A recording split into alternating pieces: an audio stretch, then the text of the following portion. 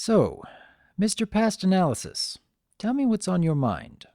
The way the fandom interprets Earth ponies as the inferior race. I know they don't have any magic or wings, but the fandom acts as if that's a serious problem.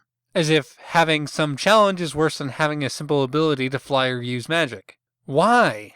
There's so much more to having the Earth pony challenge, though. You feel that because an Earth pony has to work harder to do the same things that a unicorn or Pegasus can do, that they are learning more about being challenged? No, more that there is a fundamental value in the challenge itself. Having that challenge that must be overcome is something that should be looked at as a potential character builder. Why do people shun disabilities like that? I would guess it is because a lot of ponies want what is easy before wanting what's worthwhile. I suppose a lot of us can relate to that.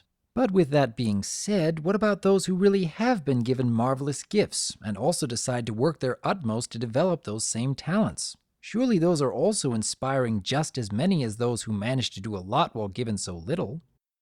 That's just it. It says something larger, as if those people who are born with marvelous gifts are somehow better than those who aren't. Everyone's born with challenges, why must we make imaginary titles of those who are gifted? They just make the rest of us feel like crap.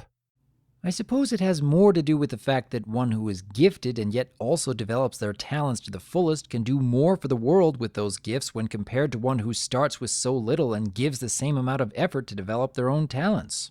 One must admit that others tend to give more attention to those who do more to improve the world around them, regardless of how much they started out with. But while others may give more attention to the more gifted, that should not diminish the efforts of one who accomplishes so much when given so little. One must still learn to look at these things with a little bit of a different perspective.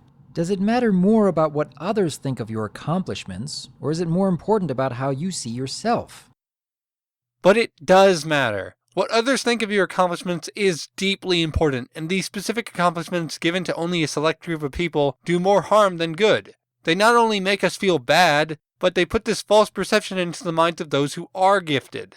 It makes those people feel entitled to positive treatment, since they have been given it their entire life. It's not only that they feel entitled, they demand it of others. Have you ever had that experience where a jock just thinks he owns the world? How can you just sit back and let him live in his world where everyone is beneath him? You have to wake them up from their delusion. You have to get rid of these special treatments to some over others wherever you can. Sure, these special treatments will always exist in some sense, because we aren't born equal. Some are born with a lot and others aren't. But you should consider it more often that certain special treatments be erased. Accepting their existence is the first step to accepting a life of pity.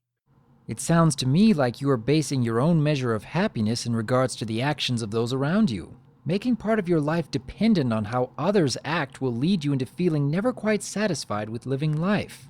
You have power over your own thoughts and your own actions, but this is not the case with those around you. You cannot change the thoughts and feelings of others, even though you can influence them to a certain degree in certain cases.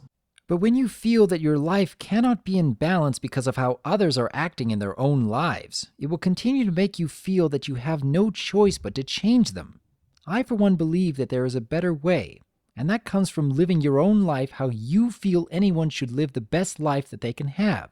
It comes down to leading by example rather than by word. When you feel the need to change others, you will never be quite satisfied with the results. When others feel the need to change themselves because of how much they respect and admire the person you are, it makes a world of difference.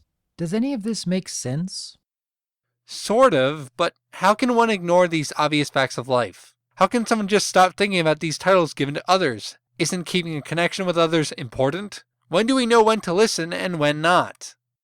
It is indeed a fact of life that others will not always be behaving in a manner that you approve of, and learning to influence others for good without trying to change them directly is oftentimes a very difficult prospect. While some may believe that such a path of indirect action is something that they just cannot live with, I feel that this is more often than not the better choice when it comes to helping others have a desire to change themselves. After all, you can lead a horse to water, but you cannot make him drink. Difficult to learn, and it will often take a lifetime to master, but I can tell you from personal experience how much of a difference it makes in how you view life, and how happy you can be with your own accomplishments without comparing yourself to the accomplishments of others. As much as I felt uncertain about Daring Don't as an episode, the lesson that Twilight was teaching is absolutely worthwhile. Learning to value your own accomplishments, regardless of the actions and accomplishments of others. Is that something that you feel is worth attempting? Yes, though I'm not sure if I can. It would be too big of a change to make in a second's notice, like Rainbow Dash did in Daring Don't. To learn how to ignore takes lots of time and experience if you built your life around receiving approval from others. My own accomplishments seem minor when compared to others, and I can't stop comparing myself to them. It's an ongoing issue. I would not say that you should ignore. Just pretending that it doesn't exist leads to ignorance.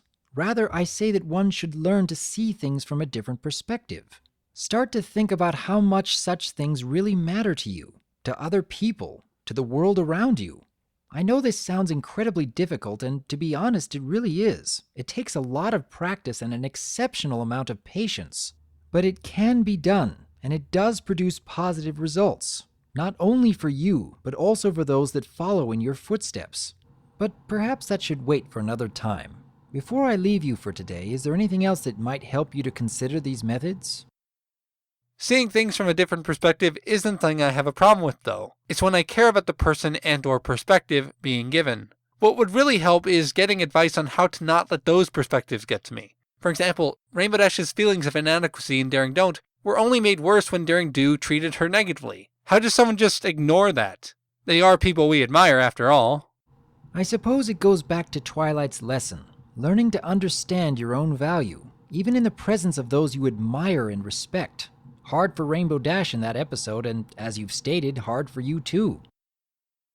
It's something that will require time, no doubt, but I'll give it a shot. As I've made more videos, I've started to become less and less concerned about what big names like Digi and Tommy Oliver think of my work. I still have more self-growth to be done, I suppose, though. While I don't like that people diminish Earth Ponies so much, I suppose that doesn't really matter now that we've had this conversation. Besides, me viewing them as the best race just makes me unique in my own way. Thanks for the help. I'm glad to be of service. Same time next week?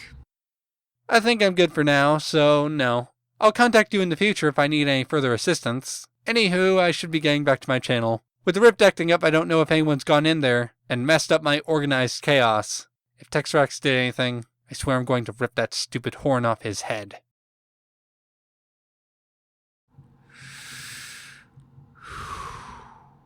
It's good to be helping.